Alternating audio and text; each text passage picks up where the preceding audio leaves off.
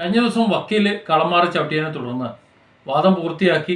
ആ വക്കീല് അല്ലെങ്കിൽ പിണറായി വിചാരിച്ചത് CPM-നെ രക്ഷിക്കാൻ പറ്റും, വക്കീലിനെ കൂട്ടുപിടിച്ചു കഴിഞ്ഞാൽ നവീൻ ബാബുവിൻ്റെ കേസ് ഇപ്പോൾ കൊലപാതകമാണോ ഇല്ലയോ, CBI വരണോ വരണ്ടയോ എന്നുള്ള കേസ് അട്ടിമറിക്കാമെന്ന കരുതിയത്. അതായത് വാദം പൂർത്തിയാക്കുന്ന ദിവസം, ആ ദിവസം ക്രൈംബ്രാഞ്ച് ആയാലും മതി എന്ന് പറയുമ്പോൾ സ്വാഭാവികമായും ക്രൈംബ്രാഞ്ച് അന്വേഷണത്തിന് കോടതി ഉത്തരവിടും, ഹൈക്കോടതി ഡിവിഷൻ ബെഞ്ച് ഉത്തരവിടും. അപ്പോൾ വൈദ്യൻ കൽപ്പിച്ചത് രോഗി ഇച്ഛിച്ചതും പാല് എന്ന മട്ടിൽ പിന്നെ നവീൻ ബാബുവിന്റെ വിധവയ്ക്ക്, അതായത് മഞ്ജുഷയ്ക്ക് പിന്നീടൊരു ചാൻസ് ഇല്ല. പിന്നെ അതല്ലെങ്കിൽ പിന്നെ സുപ്രീം കോടതിയിൽ പോകണം. പക്ഷെ അവിടെയും ഒരു കുഴപ്പമുണ്ട്. ഇവിടെ ക്രൈംബ്രാഞ്ച് വേണമെന്ന് പറഞ്ഞു കൊടുത്തു. പിന്നെ സുപ്രീം കോടതിയിൽ പോയിട്ട് ഇപ്പോൾ CBI തന്നെ വേണമെന്ന് പറയാൻ പറ്റില്ലല്ലോ. അപ്പോൾ അത്തരത്തിലൊരു കുരുട്ട് ബുദ്ധിയാണ് ഇവിടെ കഴിഞ്ഞതിന് പ്രയോഗിച്ചത്.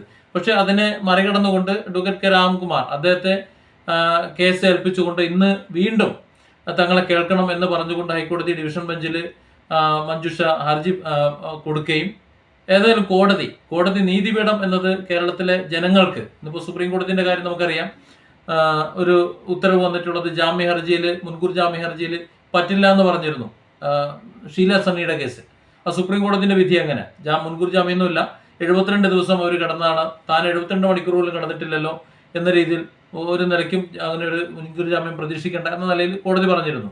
അതുപോലെ തന്നെ ഇവിടെയും ഹൈക്കോടതി ഡിവിഷൻ ബെഞ്ചിൽ നിന്ന് CBI അന്വേഷണം വരട്ടെ എന്നുള്ളൊരു നിലപാട് വരുമെന്നാണ് പ്രതീക്ഷിക്കുന്നത്. കാരണം ഇവിടെ സംസ്ഥാന സർക്കാരിന്റെ കീഴിലുള്ള അന്വേഷണ ഏജൻസികൾ ആരും അന്വേഷിച്ചു കഴിഞ്ഞാൽ നടപ്പിലാവില്ല, ഒന്നും ആവില്ല എന്ന് വ്യക്തമാണ്.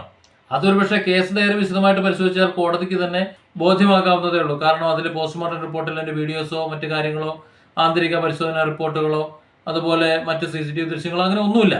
അപ്പോൾ അതൊക്കെ നേരത്തെ തന്നെ കോടതിയെ ബോധ്യപ്പെടുത്തി കൊടുത്തിട്ടുള്ളതാണ്. പക്ഷെ എങ്കിലും കോടതിക്ക് CBI അന്വേഷണം വേണമെന്നുള്ള ചോദ്യത്തിന് വേണ്ട, ക്രൈംബ്രാഞ്ച് ആയാലും മതി എന്നുള്ള വക്കീലിന്റെ ആ ഒരു വാദം, അതായിരുന്നു വിവാദമായിരുന്നത്. പക്ഷെ പിന്നീട് അദ്ദേഹത്തിന്റെ സ്ഥിരം പരിപാടിയാണ് CPM-ന്റെ ഓരം ചേർന്ന് നിന്നുകൊണ്ട് ബാക്കിയുള്ളവരെ പറ്റിക്കുക, വഞ്ചിക്കുക. ഇതൊക്കെ അവരുടെ ഒരു സ്ഥിരം പരിപാടിയാണ് എന്ന് വന്നിരുന്നു. കഴിഞ്ഞ ദിവസം ഒരു കൂട്ടപ്പൊങ്കാലയായിരുന്നു വക്കീലിന്റെ മേലെ ഉണ്ടായിരുന്നത്. ഏതായാലും ഇന്ന് പൂർണ്ണമായ ഒരു വാദം നടക്കുകയും ആ വാദമെല്ലാം കഴിഞ്ഞ ശേഷം വിധി പറയാൻ മാറ്റിവെക്കുകയും ചെയ്തിട്ടുണ്ട്. CBI അന്വേഷണം വരുമോ ഇല്ലയോ എന്ന് അറിയില്ല. ഏതായാലും വളരെ ശക്തമായി തന്നെ തങ്ങൾക്ക് ക്രൈംബ്രാഞ്ച് അന്വേഷണത്തിന്റെ ആവശ്യമില്ല, CBI അന്വേഷണം തന്നെയാണ് വേണ്ടത്. CBI അന്വേഷണം അല്ലാതെ മറ്റേത് അന്വേഷണം വന്നാലും ഇത് ഒന്നും ആകാൻ പോകുന്നില്ല. അതുകൊണ്ട് CBI അന്വേഷണം നിർബന്ധമായിട്ട് വരണം, കൊന്ന് കെട്ടിത്തൂക്കിയതാണ് എന്ന് തന്നെ വളരെ ശക്തമായി വാദിച്ചിട്ടുണ്ട്. അത് വിധി പറയാൻ മാറ്റിവെച്ച നിലയ്ക്ക് വിധി വരും, അത് CBI തന്നെ അന്വേഷിക്കാൻ വരും എന്ന് തന്നെയാണ് പ്രതീക്ഷിക്കുന്നത്. അത് തന്നെയാണ് വരേണ്ടത്. അല്ലെങ്കിൽ നിങ്ങളൊന്ന് ആലോചിച്ച് നോക്കൂ, എന്തിനാണ് ഈ സർക്കാർ ഇതിനെ എതിർക്കുന്നത്? കൊലപാതകമാണ് എന്നുള്ളതിന് തെളിവ്, കൊലപാതകമാണെന്നുള്ളതിന് ഏറ്റവും വലിയ തെളിവ് സർക്കാർ ഇങ്ങനെ നഖശികാന്തം എതിർക്കുന്നതാണ്. കൊലപാതകം അല്ലെങ്കിൽ സർക്കാർ എതിർക്കേണ്ട ആവശ്യമില്ലല്ലോ. അവർക്ക് തെളിവൊന്നും ഹാജരാക്കാൻ കഴിയില്ല, തെളിവുണ്ടാക്കാൻ കഴിയില്ല, ഉണ്ടാക്കേണ്ടി വരും അല്ലെങ്കിൽ തെളിവ്. PPTV ഒക്കെ നിരപരാധിയായിരിക്കും, കളക്ടർ നിരപരാധിയായിരിക്കും, പ്രശാന്തൻ നിരപരാധിയായിരിക്കും, CPM-ന്റെ ബന്ധപ്പെട്ട ആൾക്കാർ മുഴുവൻ നിരപരാധികളായിരിക്കും. അവിടെ പോസ്റ്റ്മോർട്ടം ചെയ്ത ആ ഡോക്ടർ ഒരു ഷോർട്ട് ഫിലിം തന്നെ ഇറക്കി തനിക്ക് തെറ്റുപറ്റി എന്നുള്ളത്. അത് നവീൻ ബാബു തനിക്ക് തെറ്റുപറ്റിയെന്ന് കളക്ടറോട് പറഞ്ഞു എന്ന ഒരു ഉടായ്പ പ്രസ്താവനയല്ല. ശരിക്കും അദ്ദേഹം എന്താണ് സംഭവിച്ചതെന്ന് ഒരു ഷോർട്ട് ഫിലിം തന്നെ ഇറക്കിയിരുന്നു. അപ്പോൾ അതിൽ പറഞ്ഞതുപോലെയൊക്കെ സംഭവിക്കാൻ സാധ്യതയുണ്ട്. കാരണം അങ്ങനെയാണ് സൂചിപ്പിക്കുന്നത്.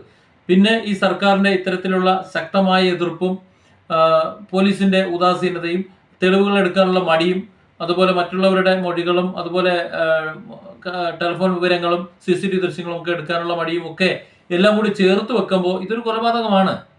ബുദ്ധിയുള്ള മാമുണ്ടെന്ന് എല്ലാവർക്കും മനസ്സിലായി ഇത് കൊലപാതകമാണ് എന്നുള്ളത്. പിന്നെ ഇത് മനസ്സിലായില്ല എന്ന് നടിക്കുന്നത് വേറെ ചിലരാണ്. അത് ആർക്കൊക്കെയാണെന്ന് നമുക്കറിയാം. എന്തായാലും വിധി പറയാൻ മാറ്റിവെച്ചത് CBI അന്വേഷണം വരും എന്ന് തന്നെ പ്രതീക്ഷിക്കുന്നു. ഇനി അഥവാ CBI അന്വേഷണം വന്നാൽ അവിടെ മുതലാണ് നവീൻ ബാബുവിന്റെ കേസ് തുടങ്ങുക, അതായത് അന്വേഷിക്കാൻ തുടങ്ങുക എന്ന് പറയാതിരിക്കാൻ വയ്യ. പിന്നീട് പലർക്കും ഒരുപക്ഷെ വയറ്റിളക്കം പിടിച്ചെന്ന് വരും, പലരും നെട്ടോട്ടം ഓടിയെന്ന് വരും, പല കാര്യങ്ങളും പുറത്ത് വന്നെന്ന് വരും. അങ്ങനെ വരുമ്പോൾ കേവലം നവീൻ ബാബുവിന്റെ ഒരു കൊലപാതകം മാത്രമല്ല തെളിയുക. അത് തന്നെയാണ് ഇവർ ഭയക്കുന്നത്. CBI അന്വേഷണം വന്നാൽ നവീൻ ബാബുവിൻ്റെത് കൊലപാതകമാണെന്ന് തെളിഞ്ഞാൽ അവർക്ക് പ്രശ്നമൊന്നുമില്ല, അതിൽ 1 or 2 രക്തസാക്ഷികളെ കൊടുത്താൽ മതി. പക്ഷെ ഇവിടെ അതല്ല വരിക. അങ്ങനെ വരുമ്പോൾ എന്തിന് എന്നുള്ളൊരു ചോദ്യമുണ്ട്. ആ ചോദ്യത്തിൽ ഇവര് വഴിവിട്ട് സമ്പാദിച്ച സമ്പാദ്യങ്ങളൊക്കെ വാരി കുടഞ്ഞ് പുറത്തിടും. അത് നേതാക്കന്മാരുടെ എല്ലാം, പിണറായിയിൽ വരെ എത്തി നിൽക്കുന്ന മുഴുവൻ ആൾക്കാരുടെയും എന്താ പറയുക, തലവേദനയാകും എന്ന കാര്യത്തിൽ സംശയമൊന്നുമില്ല. അത് തന്നെയാണ് അവരുടെ തലവേദന. മാത്രമല്ല ഇലക്ഷൻ വരുന്നു, ആ സമയത്ത് പ്രതിപക്ഷത്തിന് ഇതൊരു വലിയൊരു തുറപ്പിച്ചിട്ടുമായിരിക്കും. ഇതുവരെ ഒന്നൊരു കഴിവും കാര്യങ്ങളും ഇല്ലാതെ ഒരു പ്രതിപക്ഷമല്ലാതെ ഇരിക്കുന്ന പ്രതിപക്ഷത്തിന് എടുത്തു കാണിച്ചു കൊടുക്കാൻ ഇവരൊക്കെ കൊലയാളികളാണ്, ഇവരൊക്കെ അഴിമതിക്കാരാണ്, കള്ളപ്പണക്കാരാണ്, അനധികൃത സമ്പാദ്യത്തിന്റെ ആൾക്കാരാണ് എന്നൊക്കെ പൊക്കി പറഞ്ഞു കൊടുക്കാൻ സാധിക്കും. ആ ഒരു പേടിയൊക്കെ ഒരുപക്ഷെ CPM ഉണ്ടാകാം. അതുകൊണ്ട് തന്നെയാണ് ഈ നവീൻ ബാബുവിന്റെ മരണം കൊലപാതകമാണ് എന്നുള്ള ആ ഒരു അത് അന്വേഷിക്കാൻ വേണ്ടി CBI വരണം എന്നുള്ളതിൽ നിന്നും ഇവർ മാറി പോണത്, അല്ലെങ്കിൽ CBI അന്വേഷണം വേണ്ട എന്ന് പറയുന്നത്. അല്ലാതെ കേവലം ഒരു നവീൻ ബാബു അല്ല. കേവലം ഒരു നവീൻ ബാബു ആണെന്നുണ്ടെങ്കിൽ ഇപ്പോൾ PP ദീപിയെ കുരുതി കൊടുക്കേണ്ട ആവശ്യമില്ലല്ലോ. ആ യാത്രയപ്പ് ചടങ്ങ് ഉണ്ടാക്കിയത് മനഃപൂർവ്വമായിരുന്നു എന്ന് ഇപ്പോൾ ബോധ്യമാണ്. അതായത് യാത്രയപ്പ് ചടങ്ങ് ഉണ്ടാക്കിയതാണ് എന്തിന്? കൊല്ലാൻ വേണ്ടിയിട്ട്. അവിടെ PP ദീപിയ വന്ന് സംസാരിച്ചതും ഒരു നാടകമാണ്. അത് വീഡിയോ എടുത്തതും പാർട്ടി അറിഞ്ഞു തന്നെയാണ്. ആ വീഡിയോ പ്രചരിപ്പിച്ചപ്പോൾ അതിൽ മനംനൊന്ത് നവീൻ ബാബു ആത്മഹത്യ ചെയ്തു എന്ന് വരുത്തി തീർത്തതും അങ്ങനെ തന്നെയാണ്.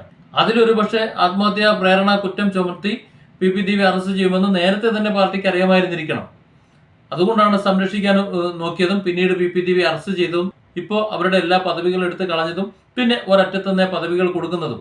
ഒരു കാര്യം ഉറപ്പാണ്, അടുത്ത തവണ CPM ആണ് അധികാരത്തിൽ വരുന്നതെന്നുണ്ടെങ്കിൽ PP ദീപിയെ മിക്കവാറും മന്ത്രിയാകാൻ ചാൻസ് ഉണ്ട്. അവർ ജയിക്കുകയും ചെയ്യും, അവർ മന്ത്രിയാകുകയും ചെയ്യും. അതൊക്കെ ഒരു പക്ഷേ ഈ രക്തസാക്ഷിത്വത്തിന്റെ വാഗ്ദാനമാകാം.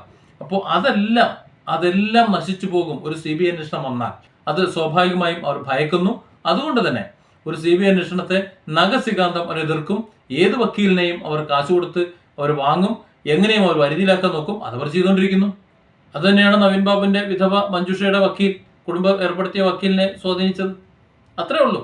ഇത് സിമ്പിളായിട്ട് ചിന്തിച്ചാൽ നമുക്കെല്ലാം മനസ്സിലാവും. കൊലപാതകമാണ്. CBI വരുമെന്ന് തന്നെ പ്രതീക്ഷിക്കാം. കോടതി മഞ്ജുഷയ്ക്കും കുടുംബത്തിന് നീതി കൊടുക്കുമെന്നും. Different angles. Don't forget to subscribe and support this channel.